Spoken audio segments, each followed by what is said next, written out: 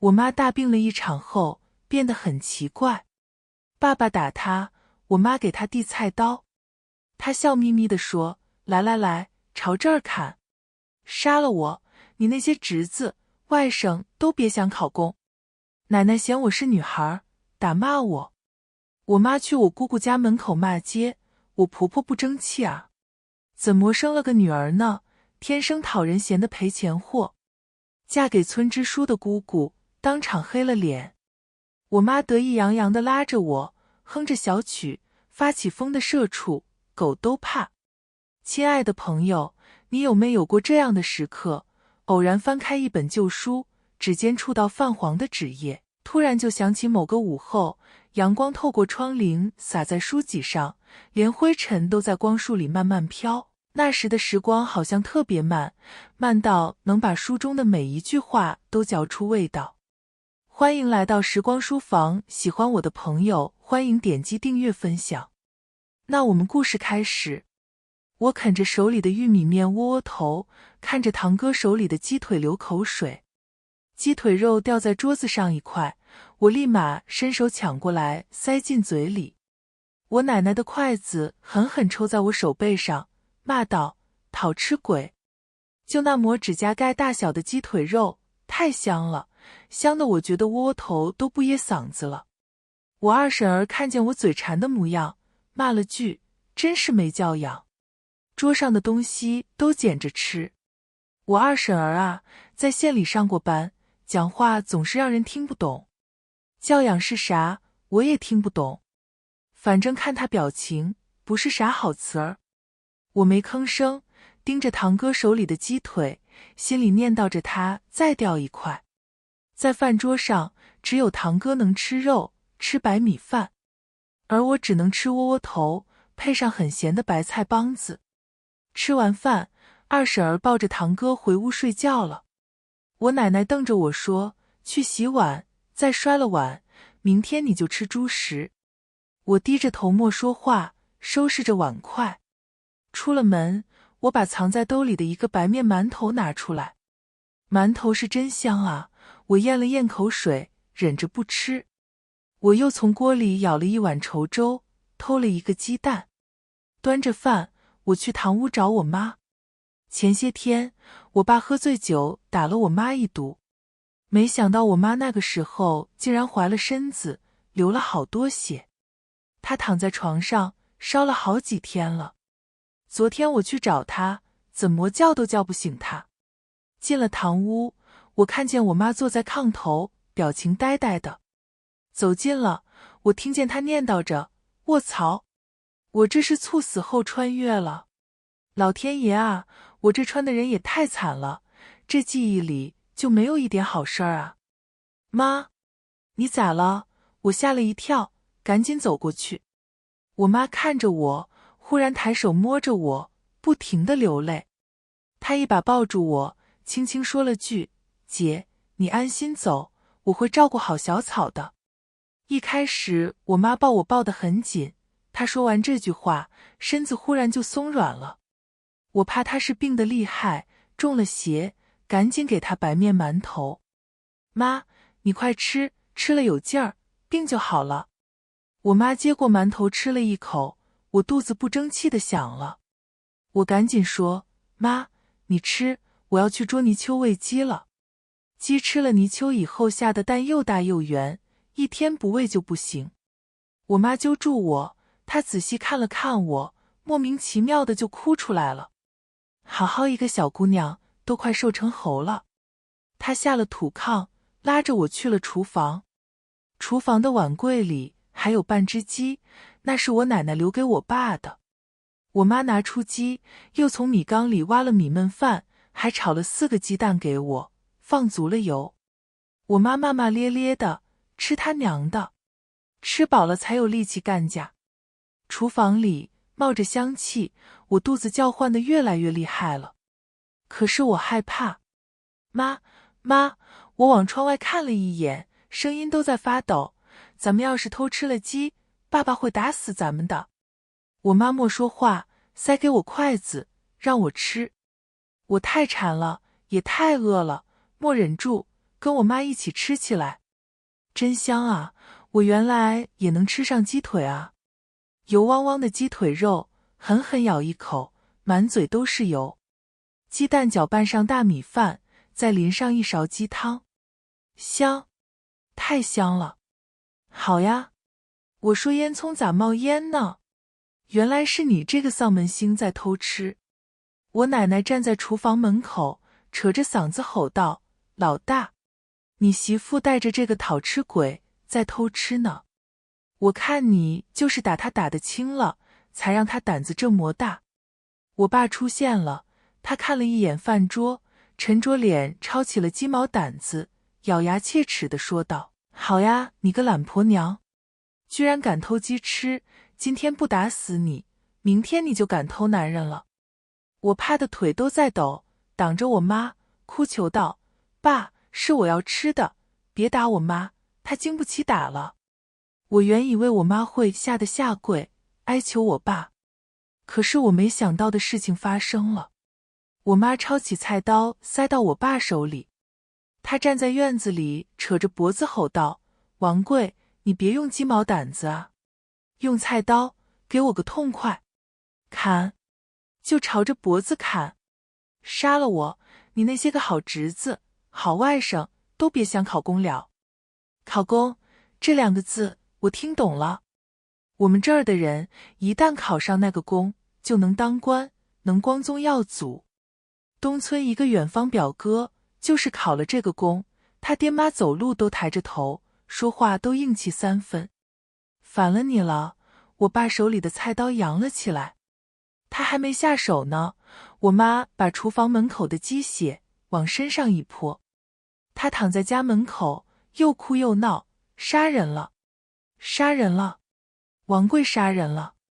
刚吃完午饭，大家都在家门口闲聊，一听我妈喊杀人，都聚集过来。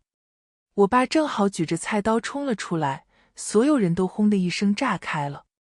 没一会儿，全村都知道我爸要杀人，砍了我妈一身血。这事儿闹大了，村支书都来了。关起门打媳妇，谁也管不了你。但是动刀子杀人，这就是违法了。村支书气道：王贵，咱们村要是出个杀人犯，家家户户抬不起头。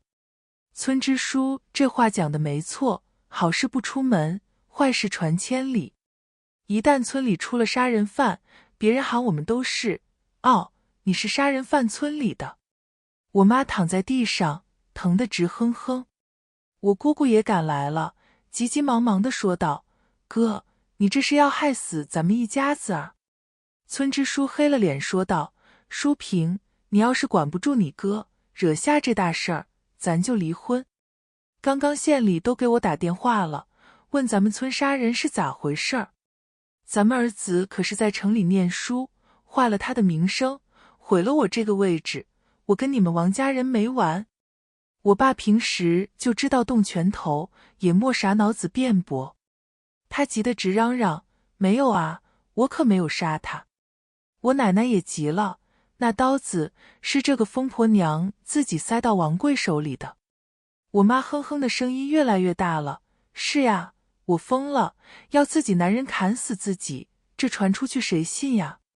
反正我也不想活了，我要去县里告，去市里告，去北京告，就说男人动刀子，支书包庇大舅子，不给我主持公道。村支书跟我姑姑狠狠地骂了我爸一毒，让我爸安抚好我。我姑姑说，让嫂子养好身体，过阵子村里锣鼓大会，让他到县里亮亮相，也破了谣言。否则的话，咱们谁都不好交代。经过我妈这一闹，我爸爸跟我奶都不敢动手了。我们吃了半只鸡，4个鸡蛋，3碗白米饭，居然没挨打。这日子我可是想都不敢想。晚上我妈烧了好多热水给我洗澡，这在平时根本不可能，敢用柴火，我奶第一个打死我俩。给泥猴子洗澡，我妈给我搓着泥，看到我身上以前被我爸打的疤，抿了抿嘴。我觉得像做梦一样，飘飘忽忽地说道：“妈，这日子咋这么好呢？能吃肉，还不用挨打。”我妈不知道为啥又哭了，她一抹眼泪，志气满满地说道：“这算啥？妈要带你过好日子，往后谁也不敢打咱们。咱天天吃肉，吃白米饭，不光吃得好，妈还要送你去上学。”我听了，觉得我妈说的太玄乎了。我问她：“妈，你今天咋想的啊？万一我爸真砍你可咋办啊？”我们洗干净了，躺进被窝里。我妈一边摇扇子，一边跟我说：“这就叫策略。”小小的堂屋里燥热得很，我妈摇着扇子，带来一丝清凉。她跟我讲什么是以退为进，什么叫狐假虎威。我妈说着说着，迷迷糊糊地睡着了。她睡梦中嘟囔一句：“哎，我这是25岁，无痛当妈啊。好闺女，妈一定好好养你。”我看着她睡着的模样，却有些害怕了。我妈连个小学都没有读过，咋懂这么多道理呢？这里面的魂儿，到底还是不是我妈？我妈从前大字不识的几个，可现在却能说出好多大道理。我怀疑那里面的魂儿不是我妈，但是我也不敢露了馅儿，得再观察观察。我这个妈是真虎啊！她插上门，搂着我睡到晌午，任凭我奶骂街也不动弹一下。恰巧我爸接了个活儿，去邻村帮人盖房子了，不然又得打他。上午我二叔从县里回来了，二叔在县里有个正经营生，是给家具城做工的。他每个月回来几次，都带着肉。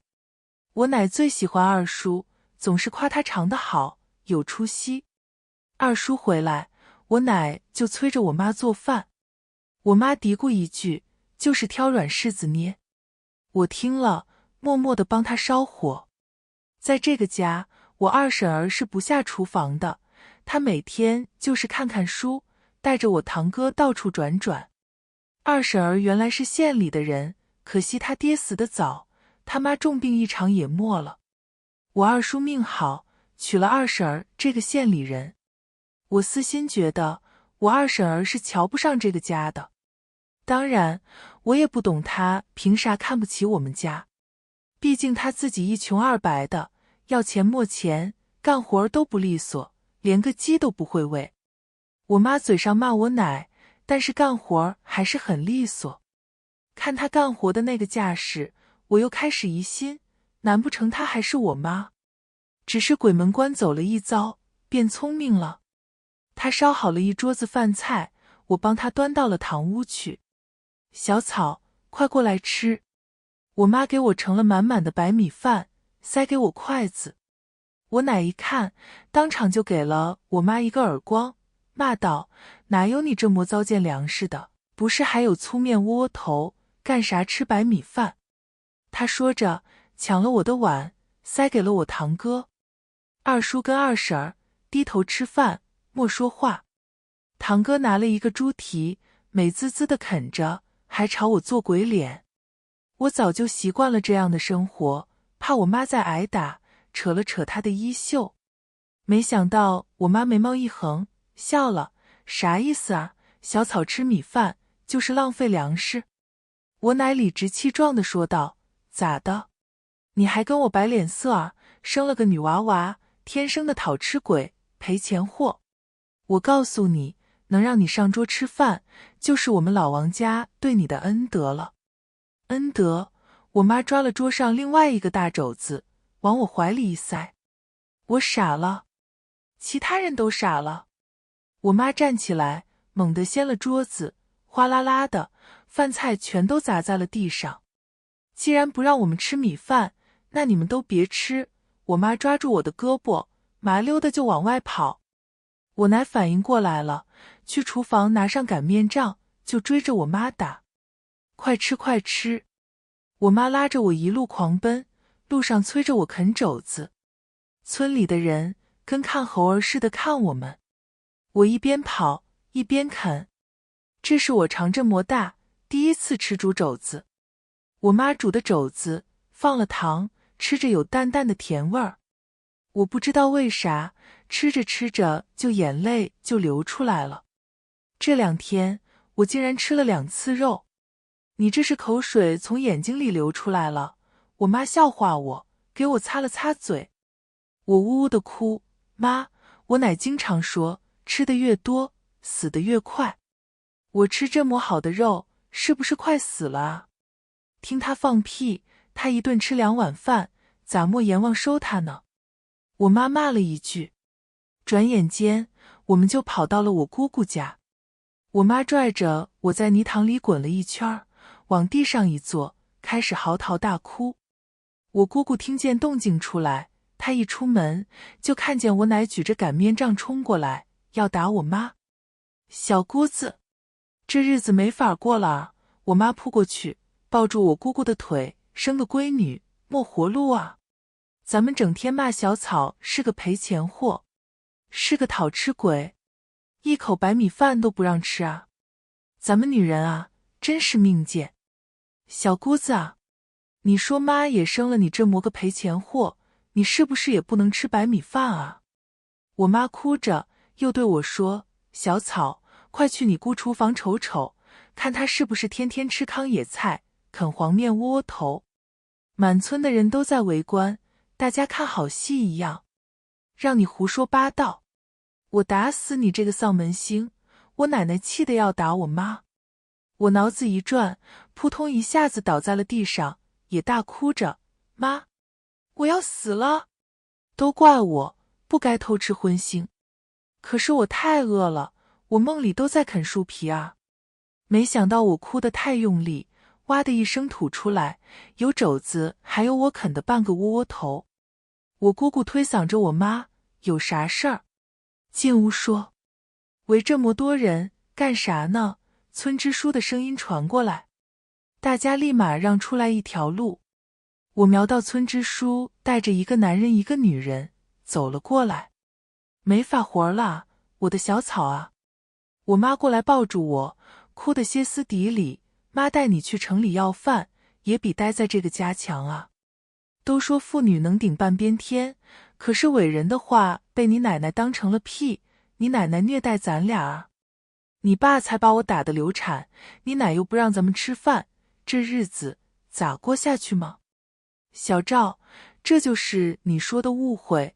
那个男人黑了脸说道，你们村杀人的事情，你跟我说是谣言。县里派我下来走访调研，没想到你们村还有这种虐待妇女儿童的事情，还申请模范村。我看你想都别想了。村支书连忙说，误会，刘科长，真的是误会。这位妹子，另外一个大婶儿过来把我妈扶起来，严肃地说道，你有啥委屈都跟我讲，我是县里的妇女主任，有任何问题都会帮你解决的。青天大老爷啊，真的是大老爷来了！我妈哭得一把鼻涕一把泪，激动地说道，咋还有这种大好事儿呢？我要写信感谢你们替我们娘俩做主啊，往县里写，往市里写。不是还有啥子记者，我要去城里找他们，告诉大家我们县里的官儿是真做主啊。我妈这么一说，我看到那个大叔跟大婶儿对视了一眼，那个男人的表情更柔和了，过来主动把我抱了起来。叔叔，你真的是电视里演的青天大老爷吗？我怯生生地说道，你来了，我跟我妈是不是能吃白米饭，能不挨打了？站在边上的妇女主任哭了出来，她还特意换了个方向哭，一边哭一边对我说，孩子，你放心，我们这次来啊，就是解决问题的。咋？当官的也不能管我们家务事啊？我奶奶还不服气，嚷嚷着，谁家婆婆不打骂媳妇2句了，她生不出男娃娃，还有理了？我姑姑立马把她扯住，不让她再说了。他们带我们去了村委，说了一大堆话。临走前，我妈再三说，她会给县里写信，感谢刘科长跟妇女主任。这2个人走的时候，表情挺好。等他们一走，我当村支书的姑父狠狠把茶杯砸在了我奶奶脚下。他瞪着我姑姑说道：“咱俩也别过了，你回你们老王家吧。”我妈叹了口气说道：“他姑父，你啊，也别着急上火，毕竟这事儿，小姑子莫做错啥。”我奶奶恨恨地说道：“都是你这个搅屎棍，还有脸说？你这是啥意思？”村支书姑父好像听出点啥，看向我妈。我妈抱着我，咧嘴笑：“我刚刚可是看见了，那两个人啊，是带了记者下来的。他姑父，我闹大了，这事儿才有人关注啊。在村里做事儿，最怕的就是没人知道，你说是不？”我姑姑黑了脸说道：“你是嘴里喷粪，这是啥好事儿？”“对啊，就是好事儿。”我妈一拍我的大腿：“坏事儿变好事儿，政绩这不就来了？”我大腿被她拍得生疼，脑瓜子嗡嗡的。这肯定不是我妈，我妈胆儿小，从不敢在我姑父面前说这么多话。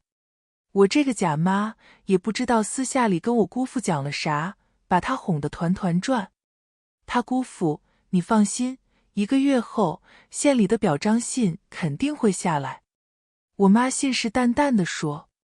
我姑父撂下话说：“淑萍，往后你妈跟你哥再敢动手打人，不给他饭吃，那咱俩的日子也别过了。你收拾铺盖回娘家，咱儿子也不认你。”这可是重话啊！吓得我奶奶跟我姑姑脸都白了，哪个还敢不答应？回家的路上，我妈想拉我的手，我躲开了。她看了我一眼，也没说啥。回家以后，我妈找我二婶拿了笔跟纸，我二婶不情不愿的，我妈直接上手抢了。我这个妈咋能这么牛呢？不给饭吃就先翻桌子，不给笔纸就直接抢。我听见我妈嘀嘀咕咕，与其委屈自己，不如逼疯别人。我听了，觉得颇有些道理。像村里的疯婆子，人人都嫌，人人都怕，过得倒是舒坦。我奶骂她，小学刚毕业，大字不识几个，还学人家写信，真是猪鼻子插葱，装像。我奶奶这个大嘴巴，满世界说我妈装像，学文化人写信。村里人还来看热闹，阴阳怪气的笑话我妈，说她肚子里默默尽作怪。我妈反驳说，我这是要给市里的报纸投稿的，什么写信，不懂别瞎说。她这么一说，连我那个话少的二婶都开口了。二婶拉拢着脸说道：“大嫂，你就这样的，别侮辱了文学。哎呦，听听，文学这俩字多高尚呢。”仿佛说出这2个字，我家的鸡屎都变香了。这么多年，我二婶就是靠着文学俩字，在我家当菩萨呢。她高中毕业，天天做着文学梦，我二叔每次回来，都把她写的信拿去投稿。可来来回回这么多年，也没见她发表过一篇。村里本来嫌我二婶是高中毕业，想请她到村小学教书。结果我二婶去了2天就不去了，嫌村小学的学生蠢笨，掉价。我呸，还掉价，他啥价啊？我这样的咋了？我妈扬了扬手里的稿纸，往地上呸了一声，没有我这样的。你这清高的高中生，能每天一睁眼就能吃上饭？你那些脏衣服是谁给你洗的？地里的活儿又是谁给你干的？我妈越说越气，嗓门都拔高了。我告诉你，从今往后谁家的活儿谁自己干。我们各家都有3亩地，别指望我去给你种。从今往后，我做饭你就得洗碗，否则的话，你给老娘喝西北风去。我奶急道：“你别蹬鼻子上脸啊，少说2句。我听女婿的，不打骂你，可是该干的活儿，你一样不能少。眼看着就要秋收了，你别想偷懒。咱家那6亩地可指望你了。”这一次，我妈没有说那么多话，她掷地有声地问了3个字：“凭什么？”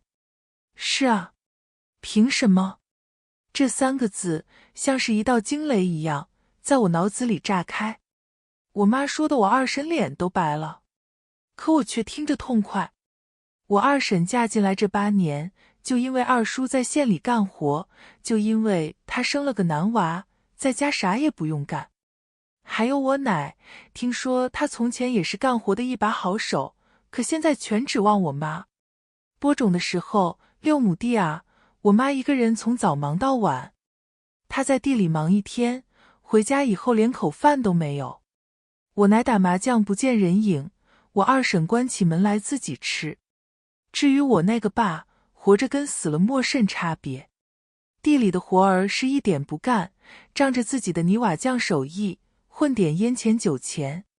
他觉得自己了不起里，觉得自己挣了不少钱，可他啥时候拿回来1分钱？家里能攒下点钱，都是我妈种地养鸡的血汗换来的。我妈性子软，不会讲话，种地、洗衣服、做饭，样样都是她干。她干这么多活儿，没有落下一句好话，反而动辄被我奶跟我爸爸打骂。以前就因为她劝我爸洗洗脚再睡，被我爸打得鼻青脸肿，还说什么死女人，还敢嫌弃老子了？你是啥城里大小姐啊，还洗脚？老子要不要再洗个澡啊？他没钱了，还问我妈要，口口声声说老子挣钱养家糊口，跟你要几个花花怎么了？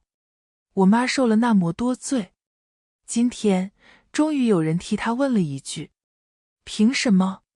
我听了，不知不觉的流泪。我蹲在墙角处，默默地擦着眼泪。我奶被我妈问住了，急道：什么凭什么？谁家儿媳妇都是这么过来的？我年轻的时候不也是受罪受过来的？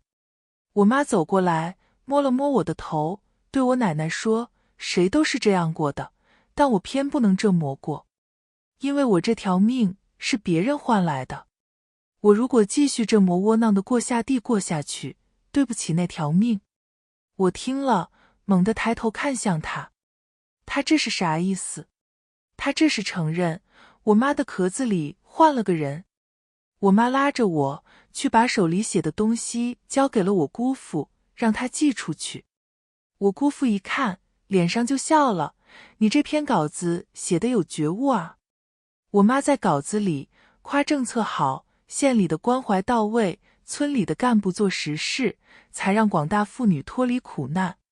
我们没有回家，住在田埂上，望着已经黄了的玉米。眼前的6亩地是我妈一垄一垄尽心伺候的。我妈曾说：小草啊，等收了玉米，卖了钱，妈就送你去上学。妈没文化，吃苦受罪。你将来一定要读书，考上大学，不能过妈这样的日子。那个时候，我觉得考大学很遥远，问了她一句：那我要是考不上大学咋办啊？村里只要读书就奔着考大学，可是能考上的没几个。如果读书就要考大学，我是害怕的。我害怕辜负了我妈种的地。我妈想了想说：考不上也没啥，将来做你想做的事儿，过你想过的日子就行。我听了觉得舒心点，问她：妈，那你有啥想做的事儿吗？我想做的事儿就是你能过上想过的日子。我妈说这话的时候底气不足，妈没文化，说不出啥好听的话。小草，你别嫌弃妈。我想起春天的时候，我跟我妈也是坐在这里聊天，我想她了。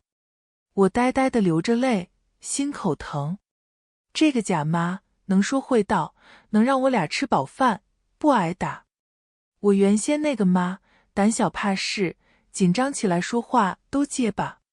可她为了我，也是敢豁出去的。她为啥被打得流产了呢？是因为想送我去念书啊。我眼看着就快9岁了，可是始终没能去念书。我经常偷偷坐在我二婶屋下面，听二婶教我堂歌背诗、写作业。我妈默不作声地把我带回屋子里，偷偷塞给我一颗糖。我也埋怨过，为啥你不是二婶呢？为啥我不是男孩呢？我妈说不出好听的话，只会跟我说，小草，妈没本事。是啊，她是没本事，除了洗衣服做饭种地，啥也不会干。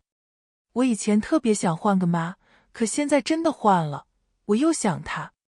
再没本事，她也是我妈，是处处为我着想，怀胎10月生下我的妈啊。我哭够了，我身边的人搂住了我。他说，小草，让你吃饱穿暖，读书写字，念大学过好日子。这是他心里的执念，我能感觉得到。也许这也是为什么我会来到这里的原因。我吸了吸鼻子，只说了一句，我妈不能白死。这个假妈当时质问我奶，凭啥那些活儿就该她干？我也想问一句，凭啥我妈就这么白白没了？我爸就因为我妈提出要拿钱让我读书，我爸暴怒之下就打了她。其实更多的是因为他在外面打牌，输了前阵子卖鸡蛋攒下的钱。他一拳头下手那么重，打得我妈流了那么多血。而我奶呢，觉得我妈保不住孩子，没福气，是个丧门星。她把我妈丢在堂屋里，一口热乎饭都不给她吃。我妈就是这么没有的。凭啥啊？他们都过得好好的，我妈就这么没了。你说的对，不能白死。他低声说，好人有好报，坏人有恶报，这才是道理。我爸去县里打了半个月工，1分钱都没有带回来。本来我跟我妈吃完饭，在堂屋睡觉，他冷不丁就回来了。谁也不知道，这半个月我多么希望他就死在外面。他一身酒气地踹开堂屋的门，把我跟我妈从睡梦中惊醒。妈的，老子一回村儿又听到你这个死婆娘作妖。我爸冲进去揪住我妈的头发，把她拖到了地上。还写什么信给市里，你大字都不识得几个，装什么像？我爸骂骂咧咧地说道，你知不知道村里人都在外面咋传？说你勾搭上村支书了，跟他睡了，给老子戴绿帽子，所以他才站出来替你说话呢。我吓得浑身发抖，上去要帮忙，可我爸生的身高马大，一脚就把我踹开了。我疼得龇牙咧嘴，吼道，爸，你不能再打我妈了。我姑父说了，你要是再打她，她就跟我姑姑离婚，让咱们家没脸。你给老子闭嘴！张口闭口姑父的，你干脆喊他爹算了。我爸更生气了，他一路拖着我妈，把她拖到了院子里。我妈脸上有一种隐忍的痛苦，她紧闭着嘴，不哭不闹不挣扎。从前我妈总会哭着求饶，以此来换取我爸的饶恕。可是这个妈妈，她没有。她狼狈得很，身上穿着背心、短裤，腿上跟胳膊上全是被我爸打出来的伤痕。院子外面站满了抽烟的男人，我认出来，他们都是村上的二流子。我爸经常跟他们聚在一起打牌、喝酒。有个男人目光在我妈身上流连，盯着她的大腿跟胸口。王贵，你还真没吹牛啊，你这婆娘就是白。那个男人蹲下去，把眼圈往我妈脸上吹，露出一口大黄牙，嘿嘿笑着，身上白，脸跟胳膊黑点倒是不算啥。这么好的婆娘，你真舍得抵给山子一晚上啊？我看的都眼馋了。山子，我看向那个瘦猴脸的男人，这是县里家具厂的小老板啊。刘山子抽着烟，也没说话，只是笑。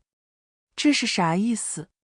我从屋子里拿出被单，想给我妈遮住身子，就听见了这么一句话。我虽然才8岁多点，但是村里的人说话一向荤素不忌，有些话我能隐约听得懂理。这是我爸在外面输了钱，要把我妈拉出去抵账。这是畜生都做不出来的事儿啊！有啥舍不得的？他早跟村支书睡过了。破鞋一只，让谁睡都一样。我爸摸出一根烟，不耐烦地说道：“赶紧弄，弄完滚蛋。”我知道自己根本说不动我爸。我妈呢？她平时那么能说会道，这个时候咋不吭声了？村里人根本不敢管我家的事儿，我爸动辄打骂别人，我都没法找人求救。小草，别管。我妈忽然跟我说了一句。其他男人哈哈大笑起来。哟，王贵，你这婆娘是急着要跟山子睡了呀？我眼泪不由自主的外流，咋办？咋办啊？难怪我妈跟我说，她再能说会道，一旦我爸这个畜生动起手，都没用。因为畜生是不会听人话的。说话之间，我爸跟几个男人把我妈拖进了屋子里。我看见我二婶在她屋子里往外看，可是当她对上我的视线时，二婶飞快地拉上了窗帘。这是不想帮忙啊！我擦了擦眼泪，往外跑。我奶上县里卖鸡蛋了，指望不上。早上我妈去村委接了个电话，回来跟我说，我姑父去县里开会了。咋办？咋办？我脑子乱哄哄的，想找人求救。这个时候，田里有人干完活，在大树底下坐着喝水。是林奶奶跟她儿媳妇秀琴婶子。林奶奶早年丧父，中年丧夫，晚年丧子，村里人都说她是扫把星，遇见她都是绕道走。至于秀琴婶子，我都不敢多看她，她脸上有一道疤，看着怕人，听说杀过人坐过牢啊。可我现在实在没办法了，开口求道：“奶，婶子，我爸带着几个男人把我妈拖进了家。”我原以为林奶奶跟秀琴婶子不想管这事儿，毕竟事不关己，高高挂起。尤其我爸在村里实在没有个好名声。以前村里有个男人帮我妈修了一下坏掉的自行车，我爸知道了，去人家门口骂街。我奶更是逢人就说我妈不检点，到处勾引男人。你说闹出这种事情，谁还愿意管？走。没想到林奶奶只说了一个字，秀琴婶子是个哑巴，直接就扛起了锄头。他俩一个人扛着锄头，一个人扛着铁铲就往我家跑。我跟在他们后面，跑的鞋子都掉了一只，满脸的土。我回去的晚了一些，等我进了屋一看，人都傻了。我爸躺在地上，大腿根儿都是血。他瘫在地上，好像动弹不了，只知道叫唤。至于那个叫山子的男人，坐在墙角，手不停地在抖，边上放着一把生了锈的刀。我妈裹着被子，好像被吓到了。原先那些看热闹的男人们早就不见了。林奶奶上了炕，搂住我妈，让秀琴婶子关上门。妈，你咋样啊？我流着泪爬上炕。我已经没有了一个妈，可不能再失去一个。我妈一哆嗦，昏了过去，可是我感觉到她昏迷前重重地握了一下我的手。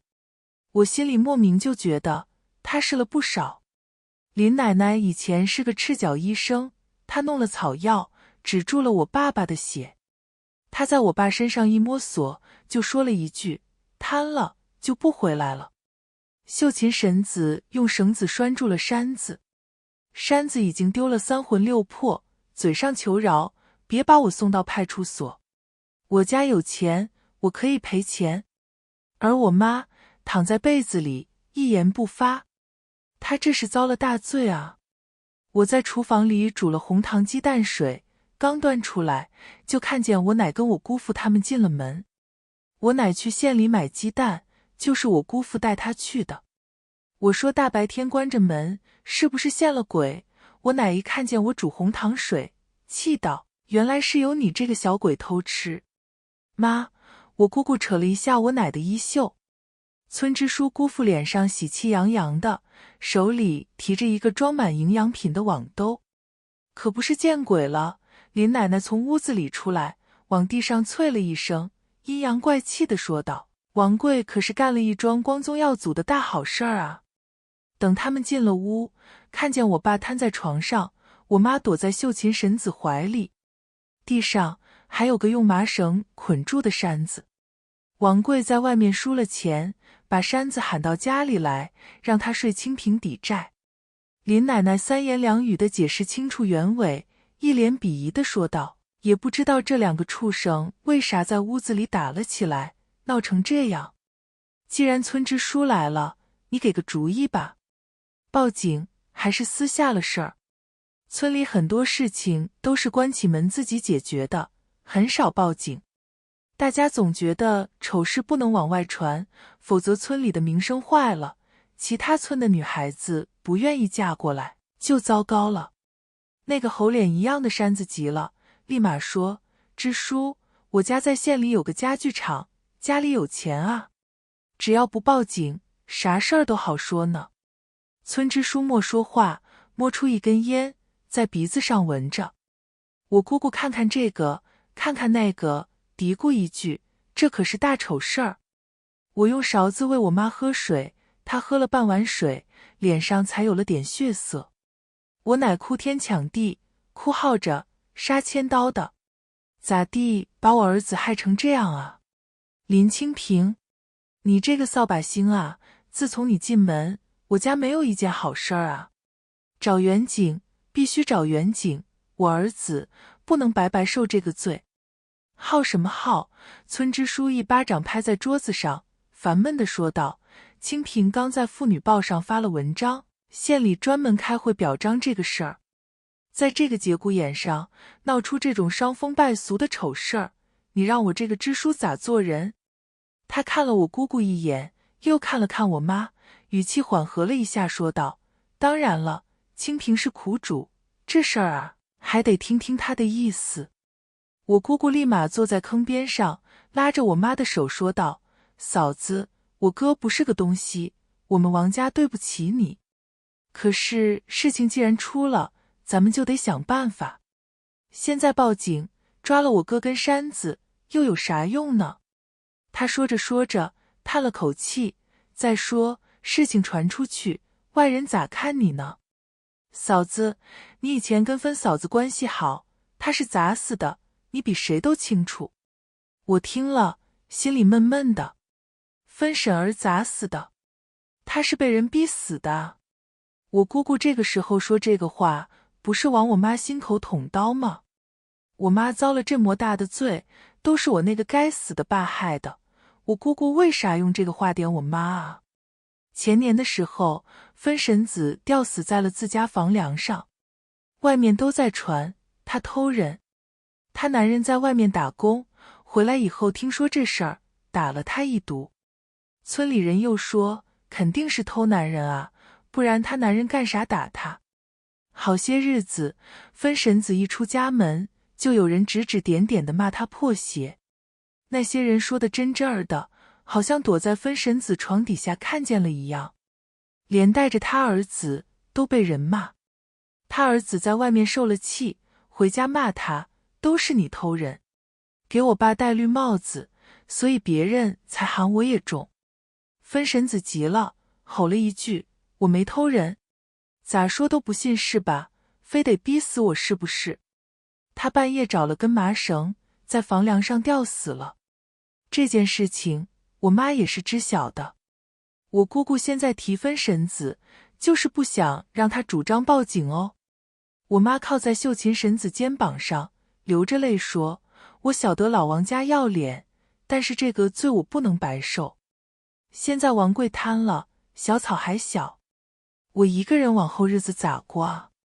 山子赔的钱必须捏在我手里。”村支书一听我妈答应私了，立马说道：“咱们现在就让山子写字据，这钱都给清平保管，谁也不许惦记。”我却瞧见我奶眼珠子咕噜噜转着，也不知道在打什么坏主意。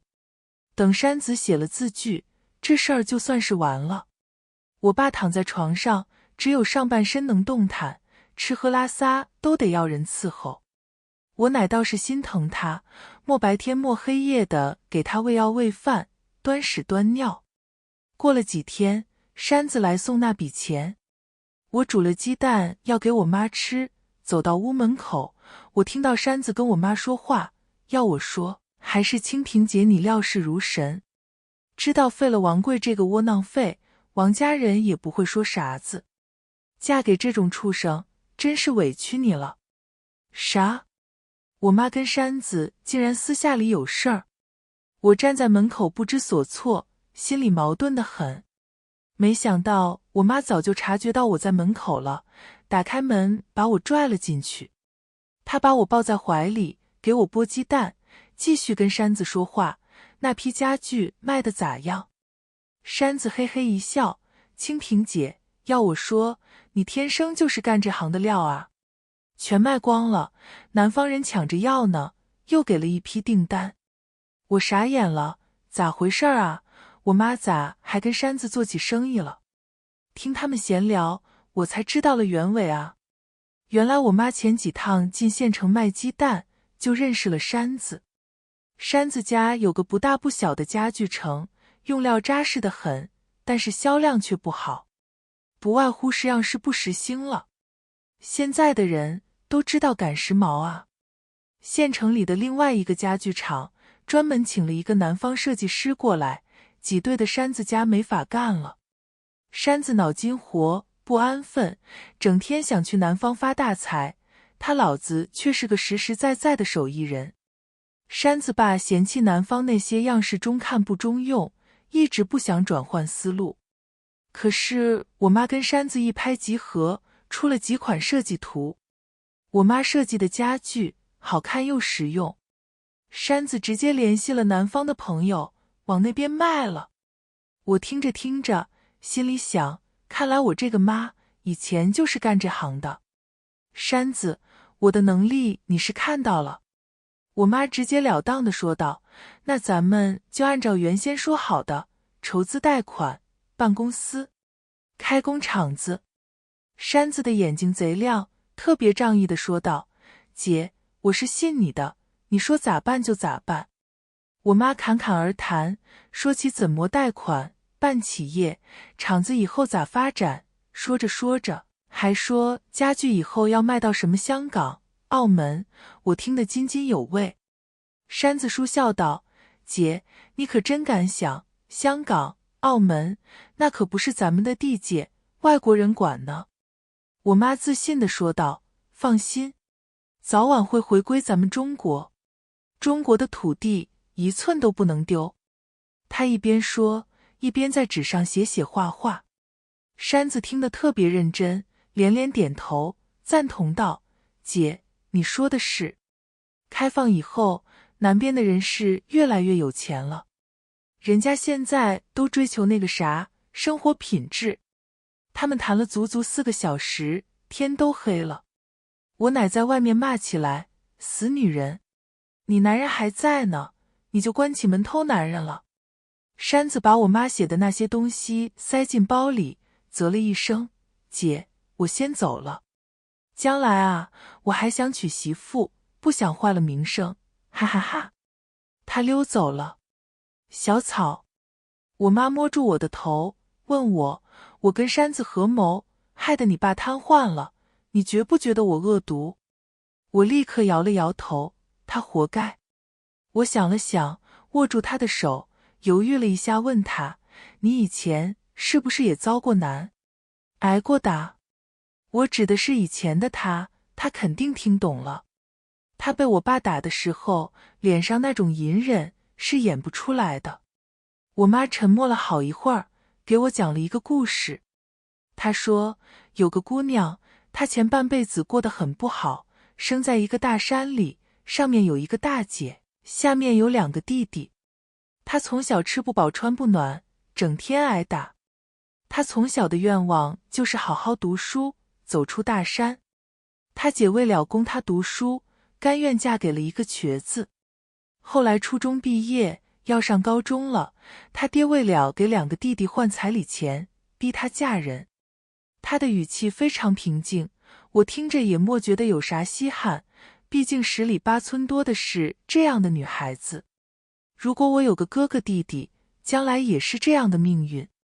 后来县里建了所女高，是新来的女县长出面筹资建成的，可以让女孩子免费读高中。她考上了那个高中。她大学毕业，努力工作，比任何人都努力。因为她大姐生了重病，需要钱。她说到这里，不吭声了。我抬起手，给她擦了擦眼泪。她把脸埋在我的肩头，低声说：“还好，她死前买了保险，受益人写的是她大姐。”我不知道啥是保险，但是我听得出来，她很想她大姐。我像我妈妈安慰我一样，轻轻拍着她的背，喊了她一句：“姐。”她抬起头，满脸的泪，又笑着掐我的脸：“可别瞎叫，让你奶听见了，找巫婆把我给抓了。”她嘴上这么说，眼里却有笑意。我心里想着，妈，你走了，却给我带来这么一个好姐姐，这是不是你对我最好的守护啊？我妈写的文章发表在了妇女报，我觉得应该特别厉害。因为我看见我二婶专门去县里买了一张报纸，翻来覆去的看我妈写的。村支书号召全村人聚集在村委大院，听我妈发表的文章。午后日头落了点，凉快了一些。大家听见村里头的大喇叭广播，挨家挨户的搬上板凳，成群结队的往大院走。我妈今天穿得特精神，从县里买回来的洋红色套装，穿上了小皮鞋。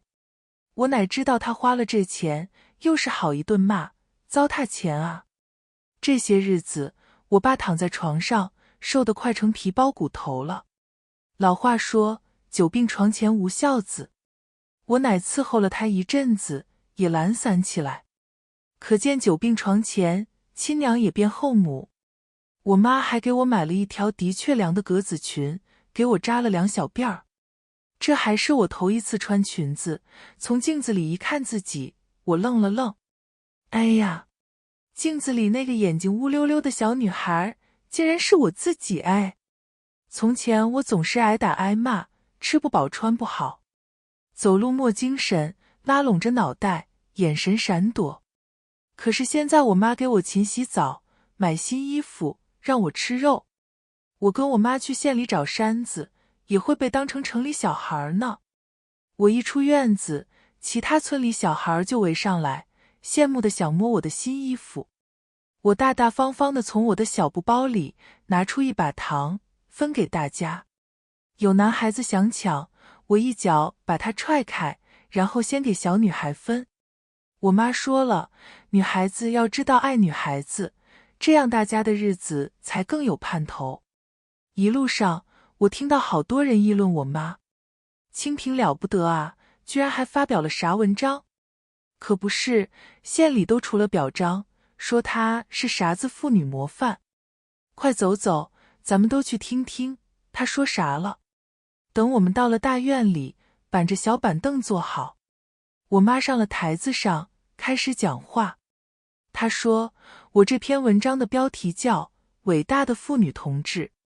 我妈这么一说，院子里的男人们轰然大笑。啥？伟大的妇女？哈哈哈，咋伟大了？洗衣服做饭的娘儿们还伟大了？真是笑死个人了。那咱明天也写个伟大的男同胞。男人们起着哄，开起了玩笑。有个二流子直接站起来，对我妈吹口哨：“你是伟大儿，白花花的身子，陪县里的有钱人睡了，才换来今天的好衣服啊！”他这么一起哄，好多人都吹起口哨，说起下流的话。林奶奶跟秀琴婶子一直站在台下，时不时的在本子上记着啥。我妈镇定的继续讲，接下来我就给大家说说什么是伟大的妇女。我妈的文章写得直白通俗，就连我这个8岁多的小孩子都能听得懂。她一连发出了很多疑问：为什么从女人肚子里出来的男人，却可以随意打骂女人，看不起女人？为什么女人洗衣服、做饭、种田赚钱，可是在家里生不出男娃娃，就被人骂赔钱货？为什么女人自己都看不起女人，婆婆打骂儿媳，姑嫂之间争吵不断？这3个问题一提出来，村里的妇女们面面相觑。女人们好像从没想过这些。为什么农村妇女们千百年来只会埋头苦干，从不会提出问题？我妈发出了振聋发聩的呼声：我们要发现自己的价值，我们要团结起来。伟人曾说，妇女能顶半边天，我们顶了半边天，就是半个主人。只要我们团结起来，就没有男人敢打我们。他的声音严肃，掷地有声。性格懦弱的爱凤婶子哭着站起来，她用尽了力气吼道：我婆婆瘫痪在床这些年，都是我在照顾。家里面我拾掇得整整齐齐，每天都有热乎饭吃。田里的活儿我也没少干。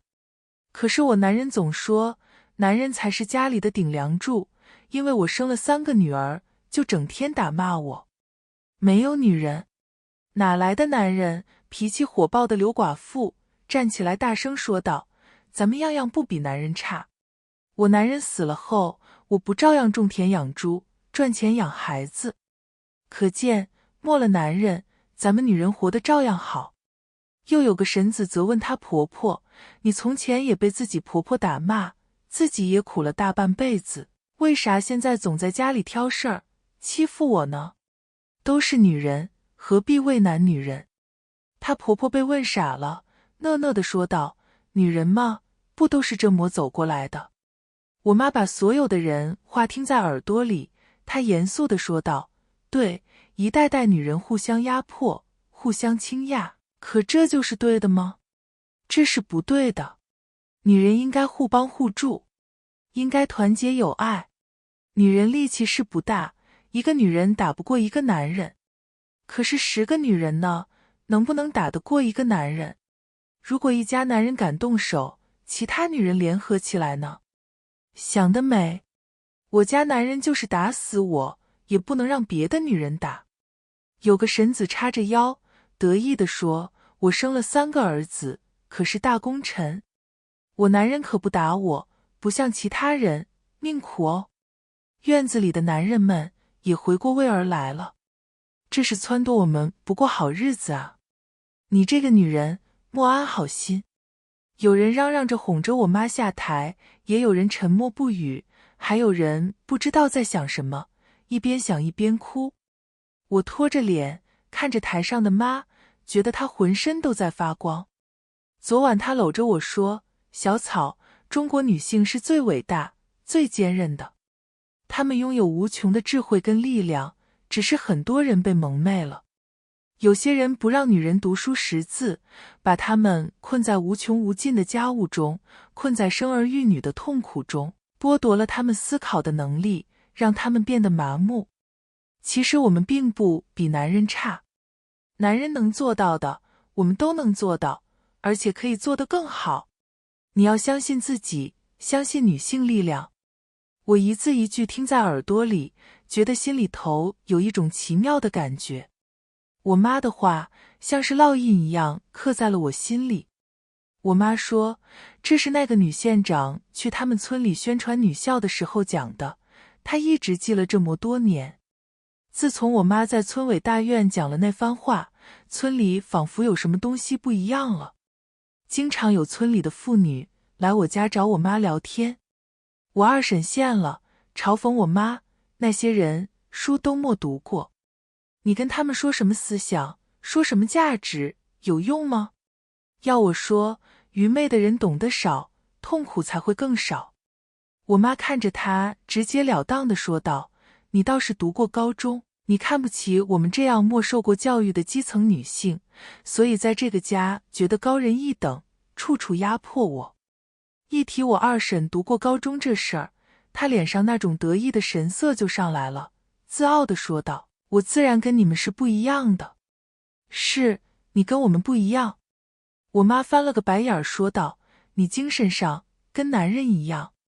二婶好像没听懂我妈啥意思，当然我也没听懂。可是我家实打实的出了一件大事儿。村里几十个男人联合把妈告到村委会那里去了。他们说我妈骗了他们家的钱呢。村支书姑父一听涉及一大笔钱，也吓到了。偏偏那些女人处处维护我妈，家里的钱我也有一份，我愿意交给清平。那些钱是我自己攒下来的，我愿意咋花就咋花。村里的妇女们振振有词，这一下闹得不可开交啊！这事儿还没有调查清楚呢，又不知道哪里传来的消息，说我妈在外面搞什么投资，钱都被骗了。这事儿讲得真真切切的，说好几个人连番打电话到村委会。我奶奶听了差点晕过去，大喊：作孽啊！作孽！这个女人是要搅得翻天啊！那些男人来我家闹，他们的老婆冲进我家，把那些男人轰走了。林奶奶跟秀琴婶子打头，不让他们欺负我妈。我爸躺在床上，愤怒地说道：死婆娘，你说你骗大家的钱都哪儿去了？我妈装模作样的叹了口气，说道：本来是想拉着大家致富的，莫想到被人骗了。妈，你也想想办法，帮我还债吧。我妈说了个数字。我奶掐着人中大喊：疯了，真是疯魔了！这么多钱可是要坐牢的啊！我二婶瞥了一眼我妈，说道：大嫂要是坐牢了，小辈们都受牵连。离婚？我要跟这个丧门星离婚！我爸着急地说道，趁着远景还没找上门，赶紧离了算了。我妈嗷嗷大哭：不行，我不离！我欠了那么多钱，离了婚去哪儿啊？你们老王家这是要把我逼上绝路啊！这可是涉嫌犯罪的大事儿啊！这下子不离都不行了。我姑姑带着村支书姑父的命令，抬着我爸，拽着我妈去县里领了离婚证。离婚证拿到手里，我妈淡定地擦了擦脸上的眼泪。我看着我妈那收放自如的演技，心里暗暗地竖起大拇指，这演技比那些港台明星都好啊！这年头，女人被离婚可不是啥好事。回去的路上，我奶奶倒是得意得很，就等着远景来抓你吧，骗了那么多钱，牢底要坐穿哦。小草是王家的孙女，就是为她糠咽菜，我也会把她拉扯大，这个你放心。我妈立马笑眯眯地说道：小草不劳你操心了，你伺候瘫痪的儿子就够累的了。糠咽菜啊，还是留着给你吃吧。这话可把我爸气的，坐在担架上还不老实，想打我妈。我妈现在可是养好了身体，有力气着呢，狠狠踹了他一脚，把他踹到了沟子里。我们回了村儿，发现我家院子里站满了人。我奶奶赶紧问：咋回事啊？是不是有人来抓这个丧门星了？院子里，我二叔跟我二婶坐在一起，两个人脸上都洋溢着笑容。大家七嘴八舌，叽叽喳喳的都在问我二叔话。王强、刘山子真的搞到了大钱，要在咱们村儿建家具厂。哎呦，怎么大家都听说了呢？看来是真的，咋招工呢？院子里闹哄哄的。我二叔在刘山子县里那个小厂子上工，现在带着一手消息回来，成了香饽饽。他笑笑说道：的确要在咱们村建厂，而且是个大厂子。刘总啊，现在可了不得，只要工厂建成了，咱们村里的人都能去打工了。二婶挽着二叔，意味深长地看了一眼我妈，笑道：强子，你可是给大家带来了一个好消息。你是家具厂的老员工了，能不能进厂子干活，你是不是也能说上话啊？真是天大的好事儿啊！我奶奶高兴地直拍大腿，连连说道：哎呦，我说听见喜鹊在屋顶叫呢。你瞧瞧，修了这个丧门星，全是大好事儿啊！村里的男人现在尾巴都快翘上天了。先前被这个女人鼓动着，家家户户不安生。可不是，林婆子那个寡妇带着坐过牢的秀琴，搞什么妇女保护。现在啊，看那些女人还敢蹦跶。厂子建成了，咱们男人肯定进厂子赚大钱。女人啊，洗衣服做饭生孩子吧。男人们哄堂大笑起来。还有人笑话我妈，你不是说妇女有啥价值，妇女的价值啊，就是在灶头。还有在炕上，还有人说着荤话。有些机灵的人啊，居然点头哈腰的给我二叔递烟了。我奶奶架势也摆起来了，我儿子自然是说得上话。大家恭维我奶奶养了个好儿子。我二婶淡淡笑道，我以后到厂子里做文书，大家有啥困难也可以找我。这一下子更了不得了，大家全去捧我二叔二婶，顺便踩我妈两脚。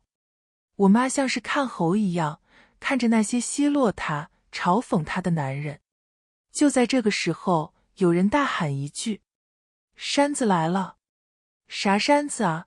这可是刘总，莫听见强子是这么叫的。刘山子梳着大背头，夹着黑色的公事包，特别有派头。他走过来，递给我一个袋子，笑道：小草，这是叔给你专程买的巧克力，你尝尝，听说大城市的孩子都爱吃这个。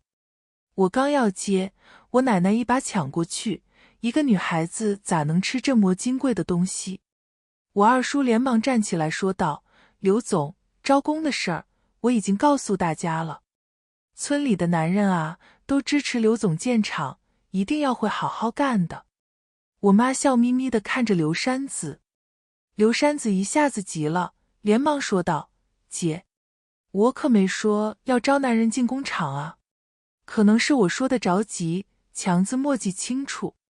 这一下子可是炸了锅了，大家面面相觑，懵懵的，搞不懂刘山子为啥要跟我妈交代这事儿啊。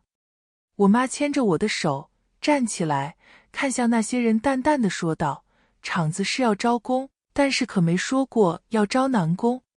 你是个啥东西？凭啥子插嘴？就是，不招男人还能招女人啊？我妈笑了，你还真说对了，就招女人。刘山子吼道：嘴巴都给我放干净点！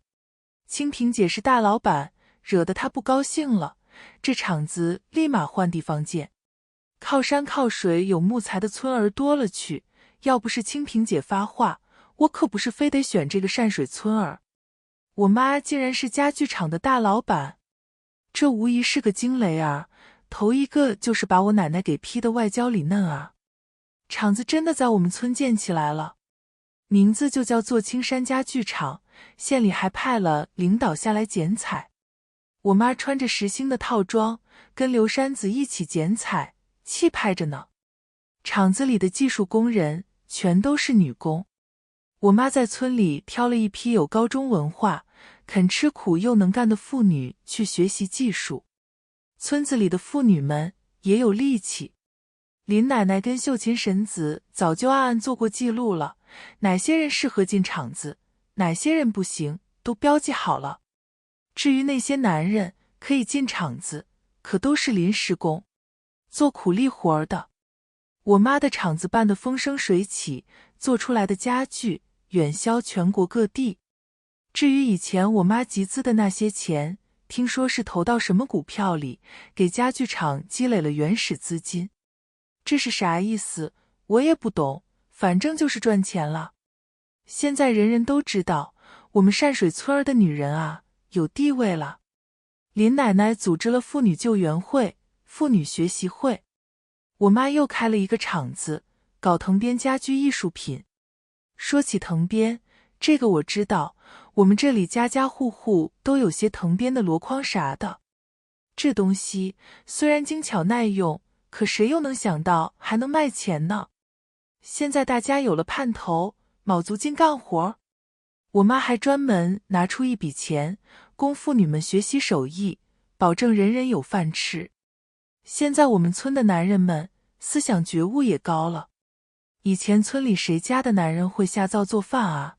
可是啊，如今也能看到男人做饭了。没办法，女人们上工赚钱忙啊，男人们也会聚在田间地头，讨论着给家里张罗什么饭。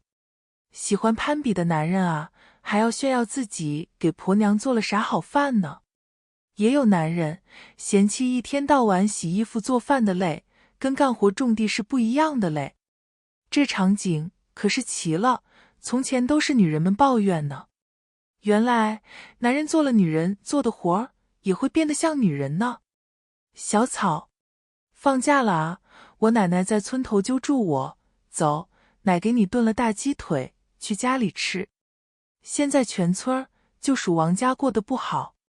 我爸摊了这么多年，只剩下一口气了。我二叔原先有些本事，进了厂子自视甚高，可是很快被从外面学习的妇女们超过了。现在他也只能干一些重活粗活。我二婶儿前些年也跟他离婚，跑了，孩子都没要。我奶奶瞧见我，总是想拉拢我，她急急忙忙地跟我说：“小草，你跟着你妈发达了，也不能忘本啊，你可是我们老王家的种。”我认真地说道：“奶，我现在跟我妈姓林，叫林兰兰。兰花呢，虽然也是一种草，可不是杂草，野草。我在我妈心里金贵着呢。”我挣脱开她的手臂，跑了。是的，我现在叫林兰兰，不是王小草了。我上学以后，我妈给我改了姓名。妈，听说你要在咱们县里建女校，我兴冲冲地跑进家里。我妈正在跟山子叔对账，说道：“山子，咱们得跟上大时代的步伐，网络销售这块绝不能落后。另外，咱们这边物资丰富，发展土特产的事情也落实。姐，跟你干的这10年，我是见识到了，你真是有那个前瞻性，刘山子佩服得很。